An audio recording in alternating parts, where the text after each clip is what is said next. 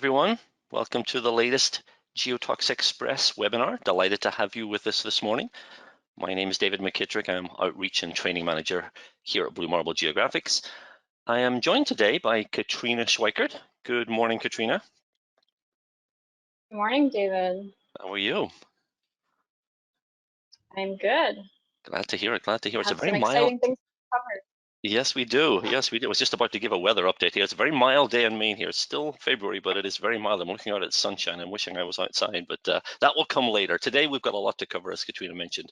As you can see on the slide, we're going to be introducing you to the recently released version 23.1 version of Global Mapper. Gosh, I can't believe we're up to version 23.1 already. We're going to be covering the highlights today. We're going to introduce you to the principal key new features and functions, hopefully enticing you to maybe go take a look at this. Many of you I know have been in our webinars before, but for those who haven't, just a quick reminder as to the format. You're hearing us, you're hearing Katrina and I speaking. Unfortunately, we can't hear you. You are in listen-only mode. We do want to keep these interactive. I know many of the long-time attendees in our webinars are active participants as well. Ask your questions using that questions panel over there on the right side of your screen.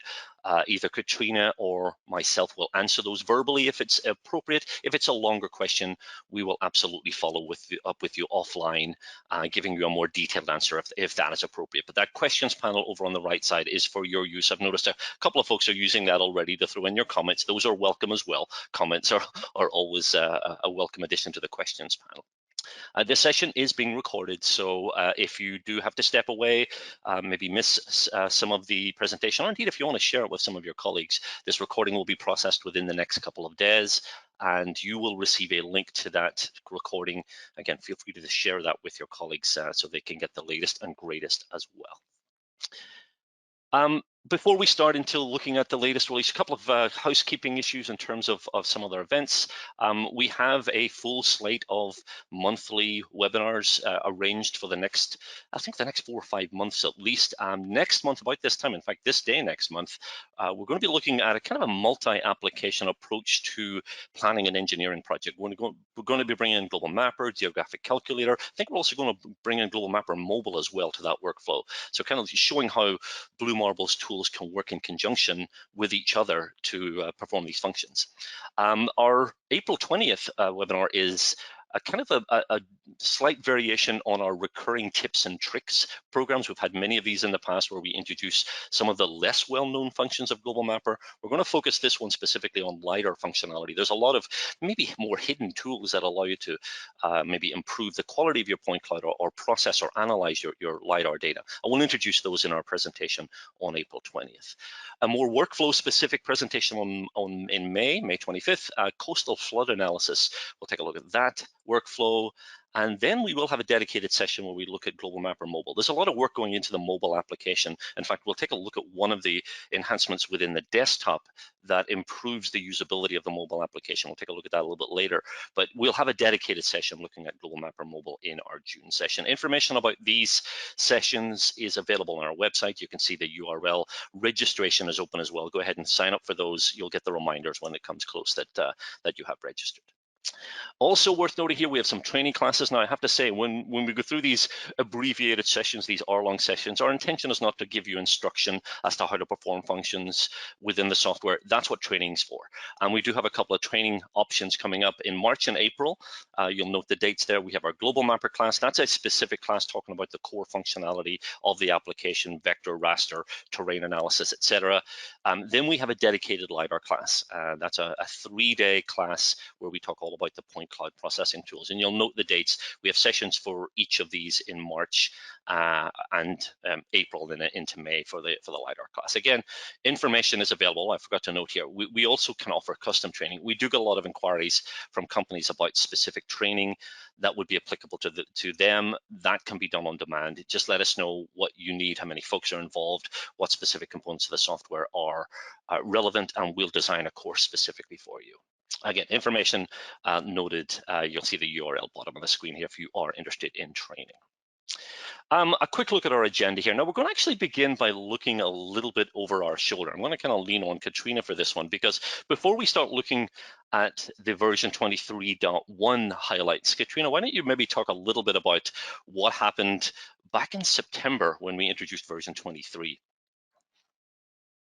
Yeah, so with version 23, we have introduced a variety of new features, but we've also introduced Global Mapper Pro. So the same installation file works for both Global Mapper and Global Mapper Pro. Global Mapper Pro includes everything that's part of the standard version of Global Mapper, plus a lot of additional advanced functionality. So with that Pro license, you're unlocking a lot of the powerful kind of professional tools in the software, including everything that was formerly in the LiDAR module for working with point clouds and doing point cloud classification. But we've also expanded it to include things like working with advanced terrain tools like terrain painting and break line extraction. We've included Python scripting in Pro, so you can really extend your use of Global Mapper. And David, if you bring up the next couple of bullets here, you'll see some of the things that we've added. So part of the standard version of Global Mapper as well as Pro, one of the popular features of the last release was that undo and redo functionality. So sort of a universal ability to undo and redo makes it a lot easier to work with your workflow. If you are using an older version, that is absolutely a reason to upgrade and kind of get that really useful way to kind of backtrack in your workflow or go forward again. We, I think, are a big fan of it on our team of technical users. Anybody that's working in the software every day, it just kind of revolutionizes what you can do with your workflow and how flexible it can be. We also did 3D labeling, which you can see in the screenshot here. So you'll see some more kind of 3D tools as we continue to build out how you can style things in 3D software. As I mentioned, Python scripting is part of Global Mapper Pro. So in addition to Global Mapper scripting, with Python, you can really kind of extend the software and bring in other third-party libraries to extend the functionality that you're doing in Global Mapper, and also interact with the current application a little bit more flexibly than you can with a Global Mapper script.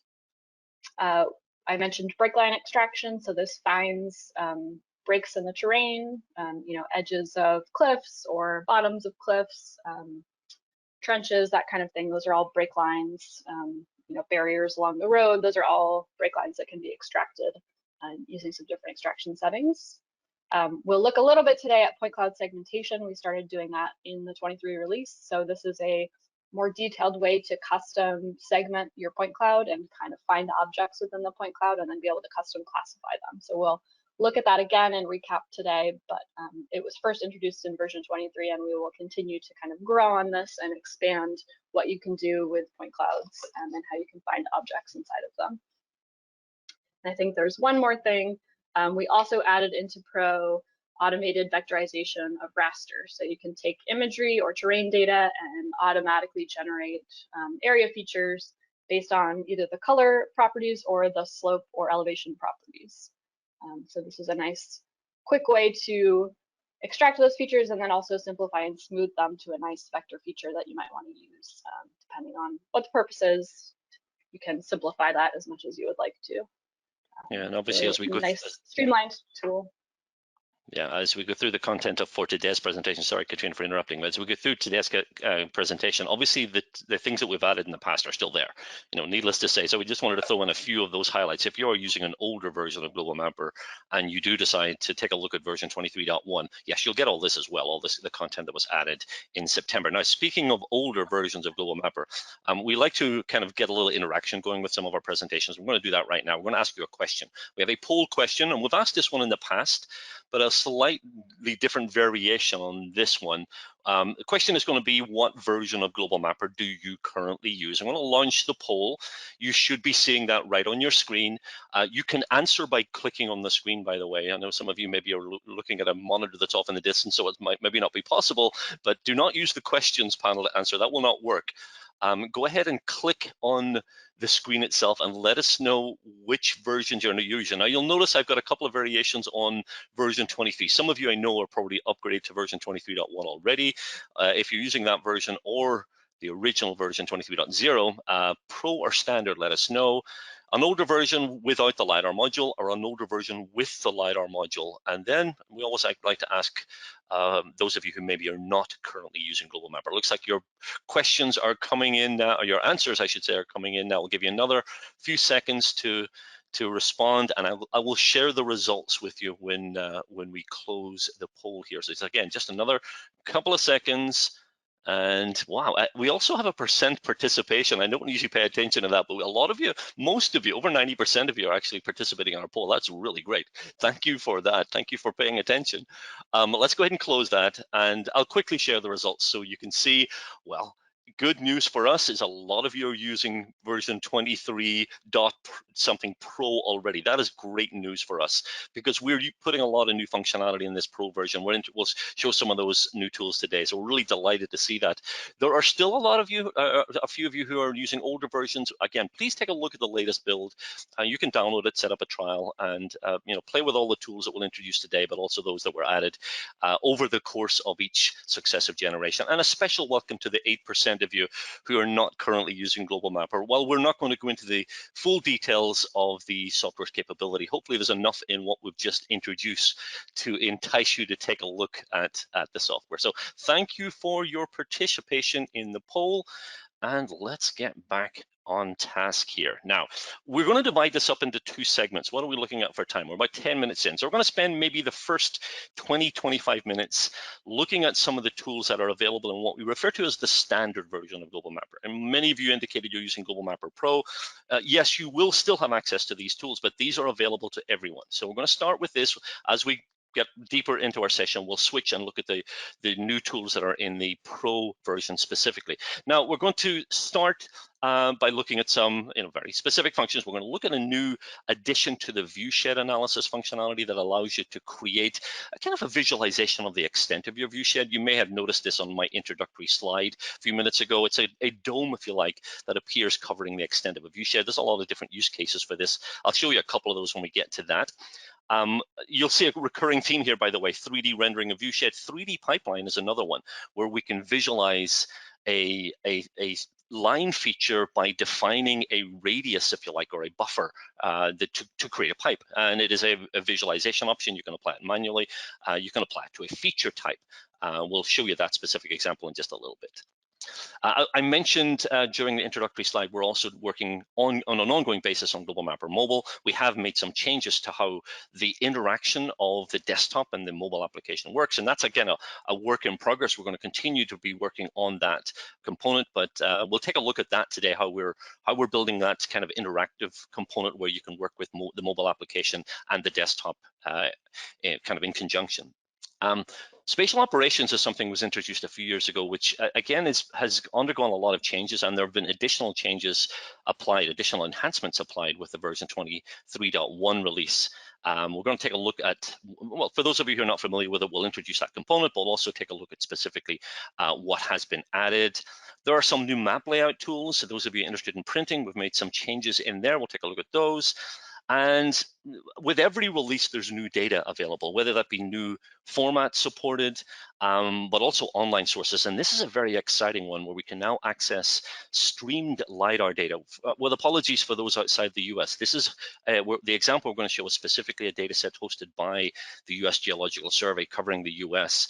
But there's also a supplementary format that the streaming service will support for streaming LiDAR. And Katrina's going to give us a little more detail on that a little bit later. So I'll give you a very exciting development in terms of the streaming process. So this is the planet of attack for the first section. I'm going to begin by looking at these first two workflows very quickly. I'm going to bring up my instance of Global Mapper, and this is, as noted here, Global Mapper 23.1. As you can see top of the screen, I am working on the Pro version. Before I delve into the actual workflow, I do want to show you something in passing. While we are showing you the highlights of the current release build, the version 23.1 release, I want to point out under the help system, I just went to the help menu and opened up the help documents. Under the general information section, there is a what's new in Global Mapper version 23.1 noted here. And then if you select this, you'll see that not only do we have what we would consider the significant new features, but there's a very, very long list of enhancements that have been made. Now, we like to make sure that we cover what we think will be popular with the most of our audience, but it's likely there are going to be enhancements in here that are very specific to your workflow.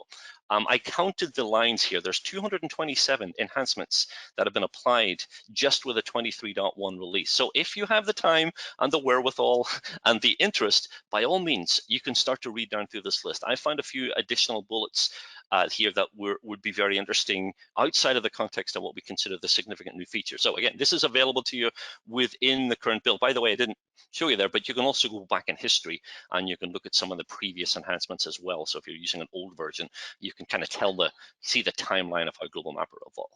Okay, my first bullet was... Yes,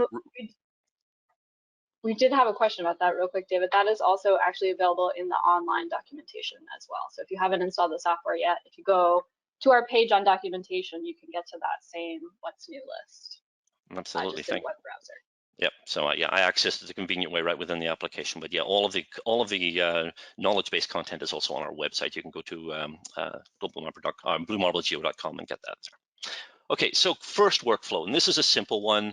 I'm going to bring up some terrain data, and it's just some low resolution data, and I'm going to introduce a new tool that's applied to the viewshed operation. Now, you can create a viewshed in a number of different ways. You can do it based on points that you already have added, or you can do it based on simply clicking a location on the map. And I'm actually going to go with the latter, just as a quick illustration here. Viewshed is a tool that's accessed from the analysis toolbar. I select the tool. I click on a point of origin. Now, a viewshed is, if you define it, it's an analysis of obstructions. You're trying to determine what would be visible from a selected location. And by clicking on the map, and again, I'm not doing this with any care and intention, I'm just arbitrarily clicking. Again, we could spend the next 15 minutes going through the settings. We're not going to. If you want information on how this works, please sign up for training. We do go through this in a lot more detail. What I want to point to specifically is this new checkbox right here, generate view share buffer. Hopefully you're seeing where my cursor is located. This will generate a mesh. It's a hemisphere, if you like, that shows you the extent of the viewshed. Now, all the other parameters I'll just leave as they are. We'll click OK, and we'll see that mesh feature created. It is a vector feature technically. You're seeing those interlocking triangles in my 2D view. More importantly, in the 3D view, you can see this dome that outlines the extent of the viewshed. Now, with a single viewshed, it's a very useful way just from a distance to see the extent. We're seeing that extent. Where I find this is even more useful is if you have multiple viewsheds, and I've actually set this up already. Let me turn off the two layers that I just created, one being the mesh feature, that sphere that we talked about, the other being the viewshed extent itself.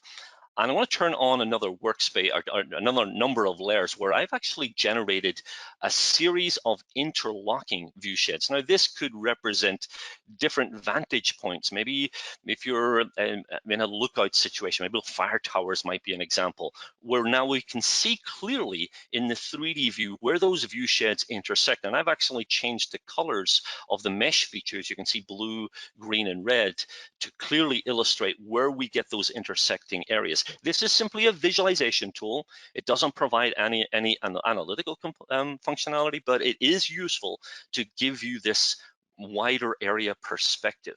Now, one thing you may notice here, just in passing, if I turn off a couple of these layers, let me turn off the viewshed themselves. I think I will turn off too many here. This is the one I want to show here. One of the things you may notice, and this is something that's not directly relevant to what we're showing now, but the colorization of our viewshed is reflected in this gridded layer. And you'll see based on my legend that we have colors assigned to numbers. These represent where my viewsheds overlap. So while we can see that visually in the 3D, where those intersections occur in terms of the overall radius, we can see more specific information here. Areas that are in blue don't have any visibility from any of the three locations that I used for my viewsheds. Areas in red can be seen from all three. That's the takeaway, or that's the issue can be resolved when looking at this type of scenario. So again, that's not directly related to what we're doing now, but if you do bring in multiple view sheds and you create those hemispheres, this just gives you another level of information that can be derived from this function. So that's a new tool. Again, dome visualization, I guess, of your view shed extent. Now we're going to expand on this theme a little bit later when we introduce the new tools in Pro, because in Pro you can derive the same visualization but on any feature. So there's a lot of advantages in going to Pro if you just simply want a spherical representation of a point, or indeed a cylindrical representation of that point or of a line. We'll show you those tools just a little bit later. I'm going to unload this workspace, nothing to save here. The second of my bullets, if you recall, is another variation on the theme of 3D rendering, and this specifically involves representing a line feature. This again is available in the standard version, once again from off screen. I'm going to load in a workspace, and again, we've got some underlying terrain data. I've actually done a little bit of preparation for this already. Obviously, we're looking at a surface here, a raster surface, a ground surface. If I pop up my 3D view, now let me dock this over to the side here so we can take a look at both. And I peek underneath, you can see there's actually three separate layers. There's three terrain surfaces visible here. What I want to simulate here is burying a pipeline. Maybe it's a drill shaft or something like that that you want to visualize. In order to do this, I'm going to create a 3D line feature. Now, again, to simplify this a little bit, I've already created 3 points on my map display. You may be seeing those right here. They're kind of small. Each of these points has an elevation. The elevation was derived from each of these three layers because I want to simulate the visibility as my pipeline goes underground. Maybe these are bedding planes, and those are geologists, maybe discontinuities in the kind of the geological sequence, and I want to drill or bore into those seams, if you like. I can simulate that now. I can simulate the visualization by creating something that actually appears with a specified radius within my 3D view. First thing to do is very quickly create the line. Now, because these point features have elevations, I did that manually ahead of time. It's a very simple process. I'm just going to create a line feature. Don't worry about my offsets. That's fine. We'll just click OK. I'm just going to call this line, or call it pipeline or shaft, or whatever would be appropriate. And we now have a new layer with a single line feature, as you can see. And if you glance over at my 3D view, you can sort of see where my line connected the dots. It's simply represented by this simple 1 pixel wide line. The new tool and the new option we have in the standard version is to create a simulated pipeline from this line feature. And this is a visualization option that can be applied manually, or what's probably a better idea, it can be applied based on a feature type. Now, this, again, if you want to edit the visual characteristics of a feature, you simply select it, you right-click, and you choose Edit, and you can specify the style. I'm not actually going to do it this way, but you'll notice here we have the option to show width as a 3D volume, or more specifically, a pipe. Not available to me right now because my width is based on pixels, but I can choose the width based on millimeters or meters as noted here. And again, I can derive the visualization. Now, so that's one option. I actually am going to take a different approach because I've actually done the same, applied the same edit, but at the layer level. So I'm going to change the feature type from the default, which is an unknown, to a feature type called pipeline, which I've already pre-configured with the visual characteristics. I was able to specify a width. I believe it's 3 meters. It's a little bit wider than you would typically find, but this is a linear distance in ground units that reflects how wide this line feature will be. We'll click OK, and nothing visible when I have my feature selected. If I deselect, you can now see that pipeline, and you can see where it's going underground here from layer 1, layer 2. And again, if we zoom in a little closer, we're no longer dealing with a pixel-based representation of my line, but rather a spherical or a cylindrical representation, elongated cylinder. And if I position my cursor correctly, I'm kind of difficult. We can actually look right through the pipeline. There we go. We're looking through that pipeline. Technically, this is a mesh. As with the domes we created with our viewshed, it's a mesh feature, it's a vector feature technically, but it allows us to visualize our 3D line features in this way. And again, this can be applied in many situations. A buried pipeline infrastructure map, maybe showing sewer lines or something like that, can be rendered in the same way. I did see a question come in here. Does viewshed calculation include curvature for Earth for larger extents? Yes, it does. It is an option in there. Again, we didn't dwell on the how-tos. That would be something we would do in training, but yes, it does factor in curvature of Earth. Can one render tunnels like this? Well, yeah, sort of. You're not replacing the terrain. You can certainly visualize that. I'm going to suggest we hold that thought because we can actually do a kind of a more specific version of this a little bit later with some of the tools in Global Mapper Pro. This is simply a line style that we can apply using this visualization option. It merely makes your 3D line a little more visually appealing. One thing I do want to show here, and I know we've got a lot to cover, I do want to show this. This is a new tool as well, and I find this one very interesting. When we select a line and we right-click, we can visualize the individual vertices. I'm just going to right-click and edit feature vertices. What's been added, quietly added, I think wasn't added specifically for this release, but prior to the release, but it has applicability in this sense, is if I look at the vertices for the line I created, I now have a slope option here. So if you want to see the offset, the slope angle offset between two vertices in any 3D line, we're now exposing that in the vertex list. So if you have a very long line, you can see that. You can copy this information to your clipboard and analyze that externally if necessary. So a little by the way, while we finish this workflow, that visualization of 3D vector features. Couple of bullets here I'm going to pass over to Katrina to show us improved data transfer to mobile, and we'll also look at some of the new functions that have been added under spatial operations. Katrina, I'm going to give you the screen and you can take it from there. Thanks, David. Yeah, so the first thing that I want to talk about is our mobile data management tool. So we've got a new button on the toolbar for this. So if you're not familiar with Global Mapper Mobile, this is our mobile app that allows you to take your GIS data out into the field, whether you want to reference it or if you want to actually do data collection out in the field. It can do both of those. There's both a free version of that, where you can take any Global Mapper package file, mobile package, and send it to the device.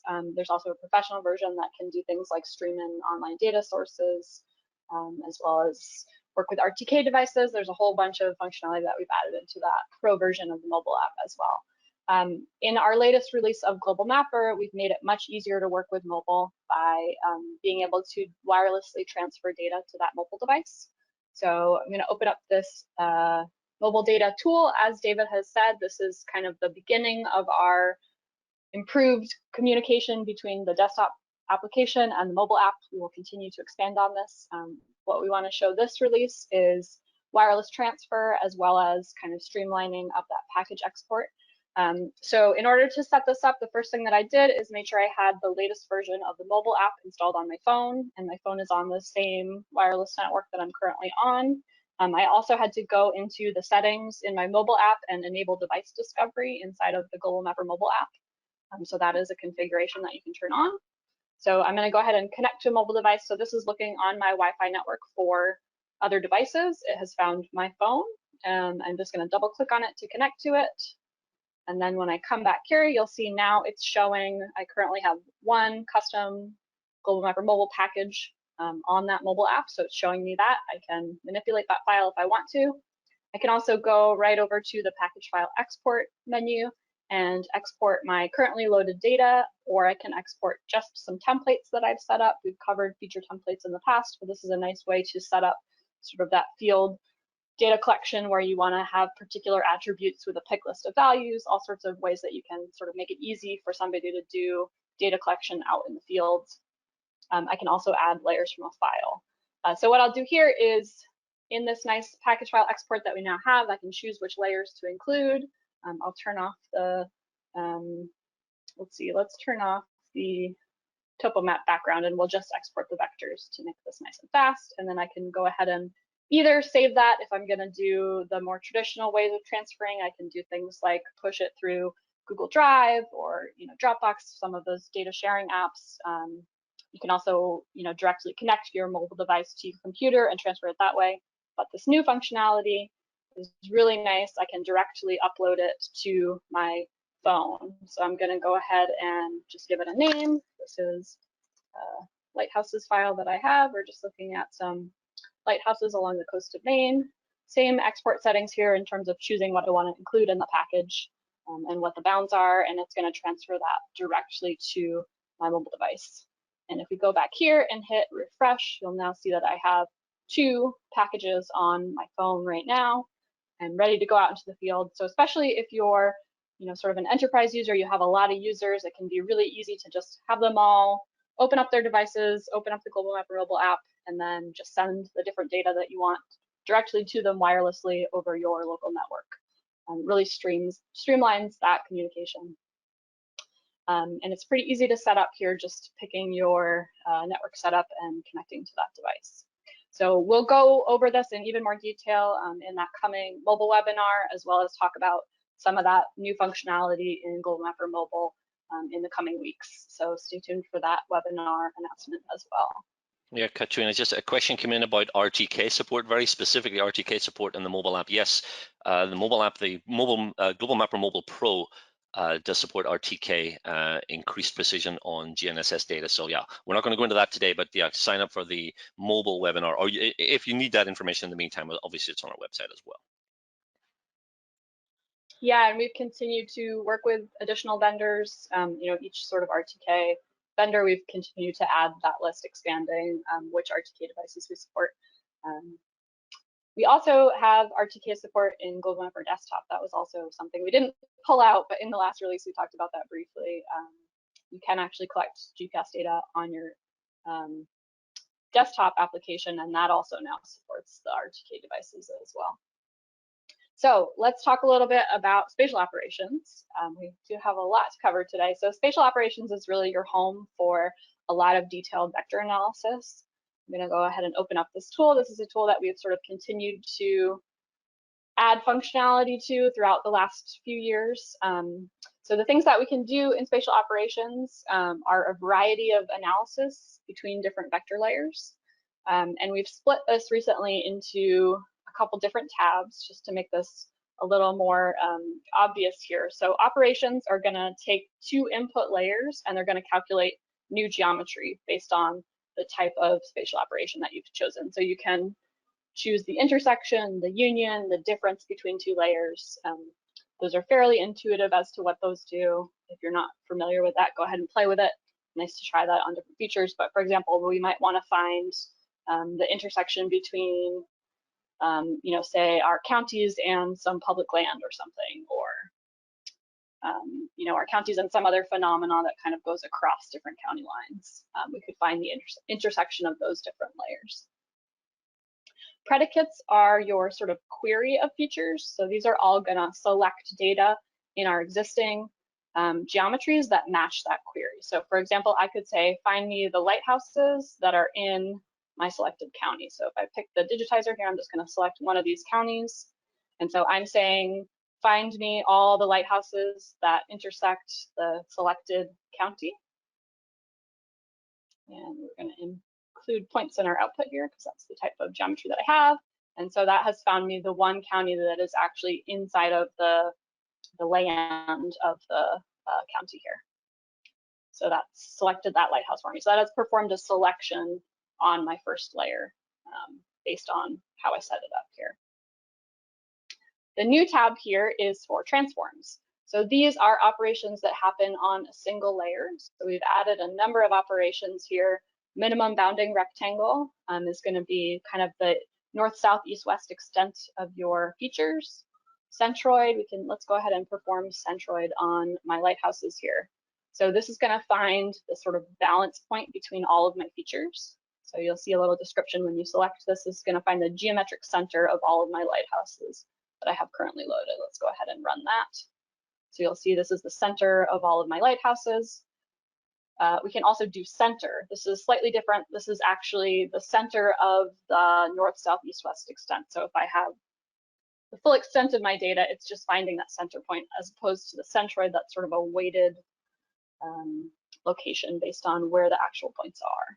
So we can also go ahead and run a center. That's going to be slightly different location here. The center, let's see where the center showed up here. Let's go ahead and zoom into that one because I am not seeing it. Yeah, so that one's actually kind of much further. It's really the center of my loaded data, as opposed to kind of the balance point of my data, which is a little bit further to the west. Other things that we can do in transforms are things like buffering, convex hulls, concave hulls. Let's go ahead and perform a hull operation. Again, on my lighthouses, this is going to do sort of a bounding polygon of all of my data. Circle is similar. It's going to create a circle that encloses all of my data that's in that layer. With all of these operations, I have right now this set to group all of the features together, but you can actually do this on each feature individually or group it by a particular attribute. So if I wanted to perform one of these operations on, all the lighthouses that are a certain type, and then separate that from lighthouses of another type, I can also do a more detailed analysis that way. The scripting tab, I won't go into too much detail here, but think about all of these operations. We can chain these all together. We can also combine them with attribute querying. That's what spatial scripting allows you to do some really detailed query or operations on your features, also combined with potentially the attribute querying at the same time. So we can really build out a very complicated spatial analysis based on a script here that uses all these different operations together. So there's documentation on the scripting. I won't go into that in too much detail, but it is really powerful analysis that we've started to add with these spatial operations here. So that's a quick overview. I think there's some questions here. Let's see. So this spatial operations works on vector features. So points, lines, and polygons is what it's designed to work on. There are other tools in the digitizer that work between other data types like the terrain surface and points. So there's lots of other tools in the digitizer, but spatial operations is specific to vector features. Yeah, the specific question that came in was related to surfaces and volume. Katrina, if you just want to hover your cursor over the compare combined terrain layers button right up there at the top of the screen, it's in the analysis toolbar. So yeah, obviously not something we're going to cover today, but we have a lot of tools that allow you to interact with multiple raster surfaces, which is again the basis of that question. You can see where Katrina's cursor is located, and you get the information. Katrina, I'm going to suggest, rather than us switching back and forth here, we're doing this a little bit impromptu on the fly here. Given that you have the screen, the bullet at the end is access to streamed LiDAR data. And there are some very specific requirements. Unfortunately, it's not something I can show from my end for reasons that will become clear in just a second. Now, perfect segue. Katrina is showing us a different workspace here with some LiDAR data, but this LiDAR data is not something that she loaded manually from the desktop, and she's going to show us what she did. Perfect choreography there, Katrina. Yeah, thanks. So another thing that we've added in the latest release is support for Entwine. So this is a new sort of web version of LiDAR that you can stream directly into the application. So we've built in access, as David said, to the USGS server that hosts the USGS data for this. This does require a Amazon account in order to do this. So this is probably for some of our more advanced professional users. It's very inexpensive to transfer this data. It is much faster than downloading it through a web browser, not only because you can stream it directly into the application, but also just because of the connection type. So you just need to set up an Amazon account, and it does charge you just a few cents basically to download some of that data. And just to clarify, so Katrina, sorry, it is an Amazon Web Services account, not the way you do your Christmas shopping on Amazon. It's an Amazon Web Services account that you'll need to do this. Yes, thank you. So if I right-click on the USGS and go to the information page, you can actually see what's hosted on the server. These are all the tiles that are on the AWS server. You can get a little information about what's there. So this is the list that we have of what's available. I go back into Global Mapper here, you'll see this. So I just picked one particular layer here for Guam. You can also see we've got them sort of subdivided by states, all sorts of data, including some of the newest 2020 data is up on this AWS server. So you just need to select this data that you want to download and then go ahead and connect to it, and it will have you use your AWS account. It is what's called the requester pays bucket. So like I said, it will charge a little bit of money. It's pretty inexpensive, but just so you know, that is involved. So what's unique about this Entwine streaming data is it's actually sort of a hierarchical tiled version of LiDAR. So this downloaded quite quickly for me. This is the Guam 2012 data, but this is not actually downloaded all of these points yet. So this is giving me an overview. So similar to other tile raster sources, you get a nice detailed overview. We can actually open this in 3D and see sort of the general overview, but you'll see that there's some space between those points. So this has been simplified down. As I zoom in on my data, it's going to download additional data from the server. I have pre-downloaded some of this, but we'll see how quickly it'll go here. So as I continue to zoom in, it is going to download that additional data. I can also just use this as my overview and then go ahead and do an export, and that will also trigger the download of full resolution data. So if I want to just get the quick overview of, say, all of Guam and then say, oh, this is the little section of Guam I'm interested in, I'm going to export that part. That will fully download the full resolution for that particular location as you do that export. So that is Entwine streaming data. You can also add custom Entwine sources. So let's bring up, I'm going to just switch back to this workspace here quickly. If I bring up our online sources again, I can also add a custom Entwine source. So if you have another source that you want to connect to, I think we'll see this continue to expand in terms of who's offering their data on these Entwine services. So you can add custom sources as well. So I think that covers Entwine. David, I think you're going to show us yeah, one more on one more minor enhancement with the standard version before with apologies, we jumped around our bulleted list just a little bit there. Figured if Katrina had the screen anyway, she might as well show us the lighter. Very exciting, and the fact that it's something you can also customize, bring in your own sources if you're aware of a source, and absolutely you can add that. Final bullet here, penultimate bullet, new layout tools.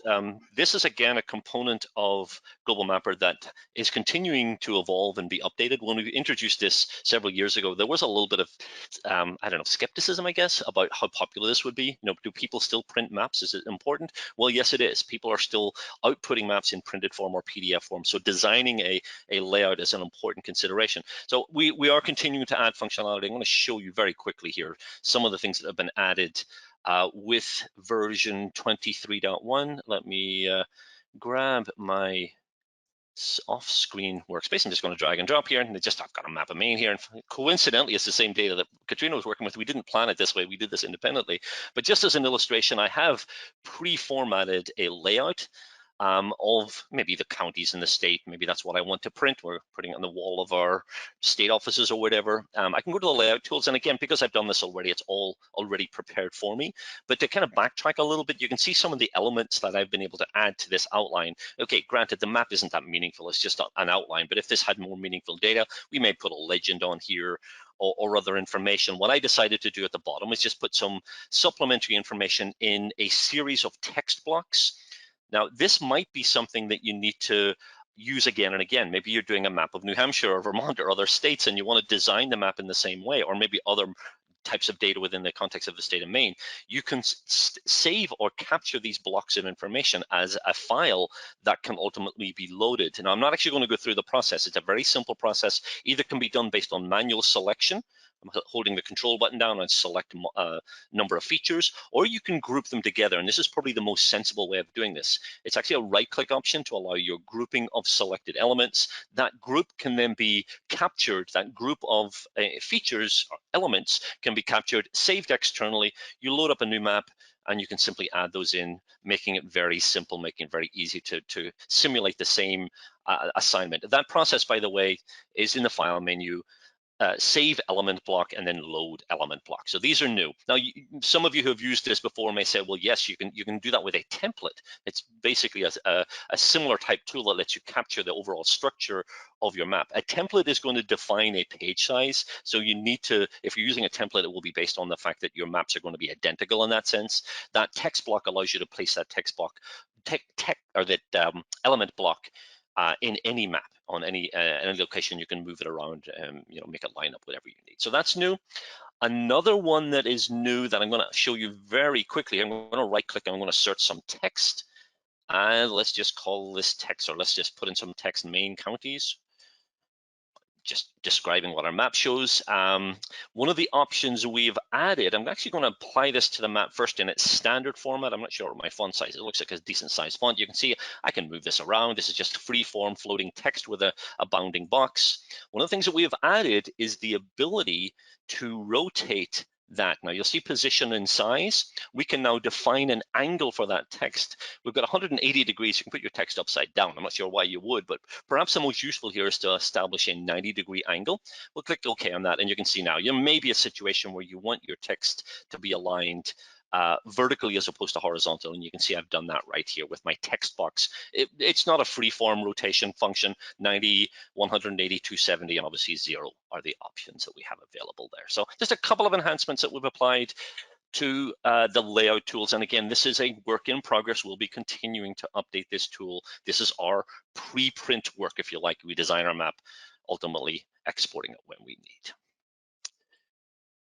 And I believe that oops, let me cancel that. Sorry, wrong dialog box. Let me unload my data. That finishes the highlight list for the standard edition of Global Mapper. Those tools you're going to get out of the box without activating a pro license.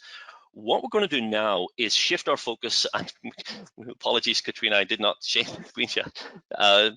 The screenshot you're seeing on the left, by the way, illustrates one of the workflows that Katrina is going to show us in just a second, where we're going to go through a process that's referred to as segmentation. I should mention, by the way, before we do that, that while we'll introduce the pro-specific tools now, everything that we introduced with the standard version will be available if you get the pro edition, and that's across the board. All of the vector tools, all of the raster tools, all of the terrain analysis tools, in addition to what we're showing here in the Pro Edition. So the first thing we're going to look at is a new function for point cloud segmentation. Point cloud segmentation is a way to divide your LiDAR or point cloud data into kind of identifiable chunks. I'll let Katrina provide a little more detail on that in just a second. So we'll take a look at a new option that's available in segmentation.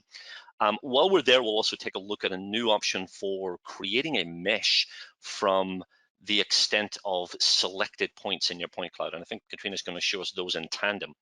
We're going to revisit some of the themes we looked at the very start when we looked at some of those 3D renderings of vector features. We did this with our viewshed area, but we've got more flexibility in terms of 3D volumetric buffering when it comes to Global Mapper Pro. We'll take a look at a couple of examples of that. This is one that we've been asked about probably for the last 10 years since folks started working with LiDAR. Can you generate contours from LiDAR? Well, now you can. You have the option to generate your contour lines directly from your point cloud. So I think that covers it. I am going to suggest, Katrina, once again, that you show us the process of generating some of the new tools in the segmentation tool.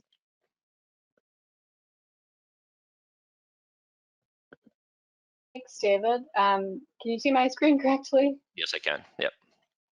Great. Okay. So the segmentation tool is an advanced way to divide up your point cloud, whether that's LiDAR or, in this case, I have photo-generated data loaded. What we've added in the latest release is a new option to segment, including the RGB information of point cloud. So there's increasingly LiDAR sensors that are also simultaneously collecting RGB information. There's also a lot of this photo-generated data. This is an example of some of our sort of moderate resolution data that we used in the Pixels to Points tool to generate a three-dimensional point cloud. So Pixels to Points does that 3D reconstruction from photos that were taken from a drone and turn those into a detailed point cloud. And obviously, because this is a point cloud generated from photos, there is also RGB color information associated with those points. So we can now use that RGB color information to divide up our point cloud and help sort of identify the different objects or different surface types within our point cloud. So we're just looking at the true color that we have in this particular photo generated point cloud. Let's bring up the segmentation tool. So this is in the LiDAR toolbar. We can do spectral partitioning. So this is basically dividing our point cloud by some of these numeric properties of our point cloud. And I've gone ahead and set this up ahead of time. Because this is photo generated data, I did increase the resolution here. We have pretty dense data. So I've increased this all the way up to 15 point spacings. So I can choose which of these attributes I want to include in my point cloud. So position, obviously the XYZ location of the point is always going to affect how we subdivide our point cloud and how we find objects in our point cloud. In this particular case, photo data can be a little bit hard to divide. I want to find sort of different properties in my ground surface. So I've actually gone ahead and done a basic ground classification of this point cloud first. And now I'm interested in kind of subdividing that ground. So finding things like, I can tell there's a big color difference here between obviously the road and the sort of dirt road surfaces here compared to my fields. And I also have this particular field up here, which is pretty barren as opposed to, my nice green vegetation. So that's the kind of thing that I can use RGB information in order to differentiate those. So they might not have huge differences in terms of their height or their intensity or the curvature of the data. There might be a little bit, I think the road is a little bit raised from the surrounding ground, but maybe not quite enough to fully divide it. But now that we can also include that color information, we can really separate this point cloud. So I did go ahead and filter this. So actually, let's take a look at the classified data first. So I did run some classification on this data first. So I have identified the ground. I've also done a basic building and tree classification. In my experience, I found the segmentation really is good at starting with this basic classification and then further subdividing that. So adding more detail, potentially adding some custom classification once I've got my sort of basic division between vegetated, building, and ground surfaces. Those are pretty clear statistical differences in my point cloud. So I did run this already. Let's go ahead and look at the results here. So based on the settings that I've chosen here, with RGB, I have found that you want to decrease your standard deviation. Usually the color differences are pretty minute, so you do want to usually bring that down from the default. And yeah, we've also heavily weighted the color. So color is really important in this case and a big differentiator compared to the other data. I'm running this on a laptop, so I did allow it to tile my data. So you will see some little themes here from the different tiles, but you'll see that it's really been able to pick up on a few different segments. So each segment gets its own color, sort of randomly selected when we're coloring by segment. I can actually use the segment selection tool here to select these. I can do this in 3D or in 2D. Let's open up the 3D viewer. So I'm just going to use the control key here to select a few of these road segments. And now if we open up 3D here, you'll see that just those road segment points are selected. So I could do custom classification now. Now I know that these points belong to the road, and I've been able to pick up on these 3 different sections of road here quite easily using that segment selection tool right here. I could custom classify these. So if I want to, let's go ahead and edit these features and give them that custom road class. So now I've been able to actually identify which points are part of the road. And if we go back here and show by classification again, you'll see I now have classified data that is classified as road using that segmentation. One more part of the segmentation tool I want to show you. So we can also combine segments. So if I go to segment ID settings here, so each of these segments are going to show up. You can either select them by color here, or you can use the segment selection tool and it will actually filter the list here. So for example, if I wanted to combine some of the segments, maybe this tree got split into a few different segments. I know sometimes the roof does that as well. Let's go back to color by segment here. Do a quick example of this. So for example, this roof has been split into 2 different segments. Obviously, it has pretty statistically different planes here for the 2 surfaces of the roof. So I can go ahead and select those 2 sides. And we'll just drag a box to select both of those. When I go back to my segment editing tool, I'm going to take those selected segments and I can merge them all together. So that's going to take those selected segments and merge them into one. So this is just a tool if you wanted to, for example, merge some segments into one to kind of help represent different objects, you can do that. As I showed, you can also use the segments to just kind of select by different properties and merge them together. Merging would also help get rid of these tile boundaries if I wanted to kind of get rid of the tile artifact here where I have quite an edge. So this is a really powerful way to sort of custom classify your data and also pick up on some of the objects within the point cloud. And you'll also notice an area I haven't highlighted here. This is that barren field. So in this sort of olive green color, it was able to differentiate that by color from the surrounding grass, because obviously it is much different color. Let's take a look at that particular segment for the alpha shape creation tool that I also want to talk about. So I'm going to go ahead and select that segment. I'll just do this in the 2D digitizer here. So I have those points selected. We're going to go into the 3D model from selected LiDAR. So this can create all sorts of different mesh surfaces. We've also added in here this new option for alpha shape. So this can create from selected points either a polygon boundary of your data, which would be the 2D version. It can create a 3D polygon, which we would call 2.5D, basically a vector feature that has a height associated with it. Or you can create a full 3-dimensional mesh out of the selected points. So this is a new, really fast tool. The 2D version of this is really a quite fast way to create a precise bounding box of your point cloud. This is something that I know that has been requested from a lot of users. So it works on selected features. So in this case, I'm going to basically create a bounds of my field here using the selected points. So I think I've got all the settings correct here. Let's go ahead and run that quite fast. If you've worked with bounding boxes on the full point cloud, you've seen before that some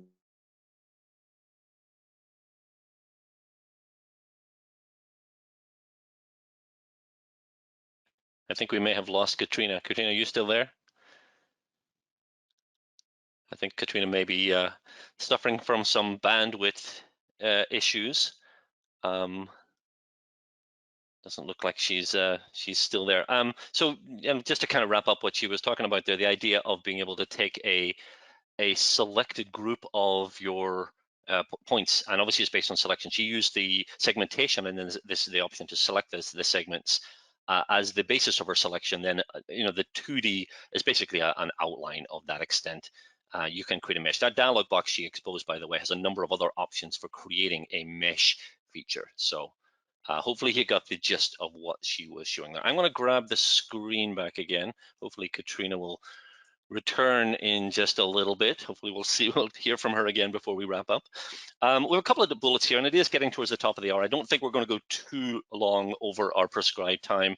The 3D volumetric buffering is kind of a more advanced version of what we introduced in the standard version, where we looked at the spherical representation of our viewshed area. We're going to look at that tool in a couple of different contexts, a more manual process, if you like, and we'll wrap up our session by showing you how you can generate some contours from your LiDAR data. That one obviously will not take too long. So let me go ahead and bring up my copy of Global Mapper. I'm going to load up a new workspace, and hopefully you'll see, based on what we have displayed here, what we're showing. Number of points on my map, but if I zoom a little closer in the 3D view, hopefully you're seeing what they represent. By the way, I was able to represent my points based on a pre-existing 3D point model that we have. These obviously are wind turbines. So I'm not in the wind power industry, but I would assume that folks who are interested in installing these would be interested in defining a buffer around these. Now, a buffer can be generated as a 2-dimensional feature. Obviously, you generate an outline, maybe an exclusion zone for whatever activity would be interfering with the wind turbines, but that obviously exists in 3-dimensional space as well.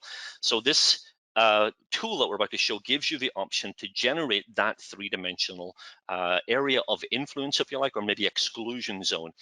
In a way, it works just like this 2D buffering tool. 2D buffering, by the way, is right here. So if we just wanted to generate an outline, we can absolutely do it using our buffering tool where my cursor is located.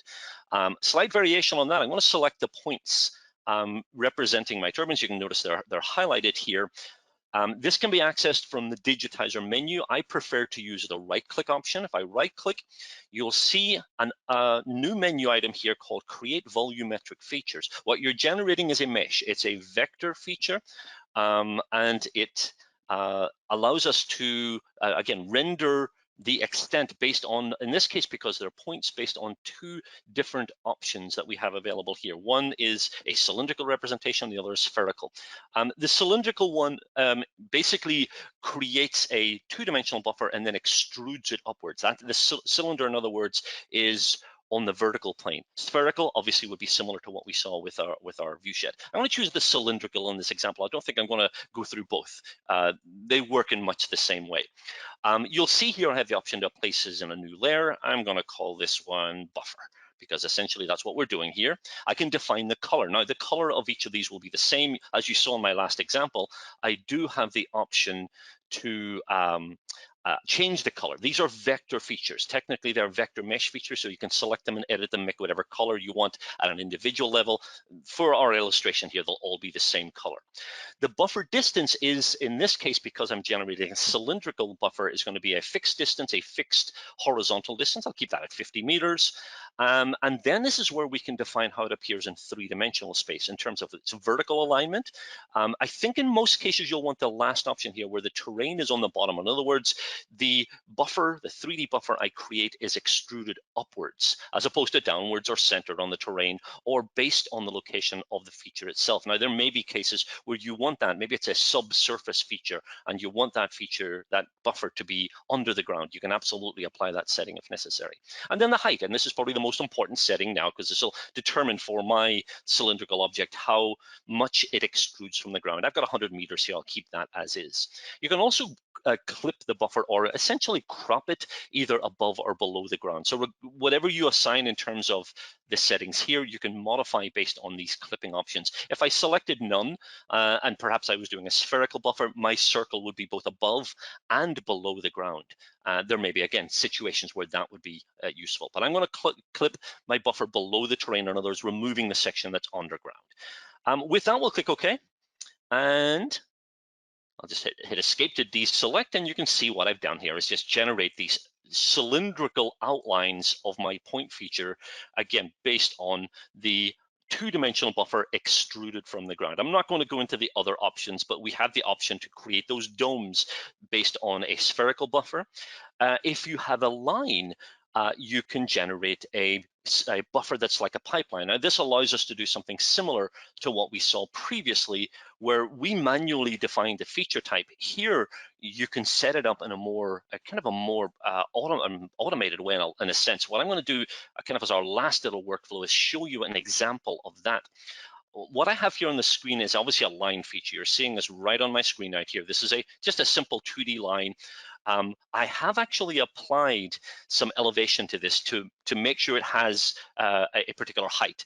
And this is a requirement for this function. In other words, you need to have this feature exist in three-dimensional space for it to work. So I'm going to select this. This again is going to be based on the same principle we used before. I'm going to right click once again, and once again volumetric features. Now you'll see the option here, because I have a line feature, is different. I no longer have the cylinder option, but rather I have this idea of a pipe buffer. In other words, I want to follow the alignment of the line itself.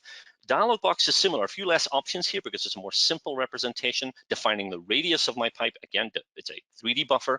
I'll put it in the same layer as the previous buffers I created, define the color. I've got this as a black mesh, slightly transparent, so maybe we can see some of the features if we need to. That would be the case, obviously, in the cylinders here. I needed to see through them a little bit, but you can define the opacity, and we'll click OK. And once again, you'll see this rendered in my top-down view as a single, what appears to be a line. If I navigate around in my 3D view, I have to do some navigating here. Now, this question actually did come up a few minutes ago. Can you generate a tunnel? Well, we're not generating a tunnel through the terrain. Excuse me while I try to navigate my 3D view, but we've created what looks like a culvert here. So we're able to represent what was just a line feature in three-dimensional space now is represented as a pipeline, if you like. So if you're doing engineering, you can simulate the visualization of your culvert. This is a 1 meter wide pipe that's now obviously going under the roadbed here. So just a couple of examples of using these 3D buffering options. And again, when using Global Mapper Pro, they're more manual. The idea of manually creating the radius of the pipeline, or indeed the extrusion or the extent of the extrusion of the cylindrical objects.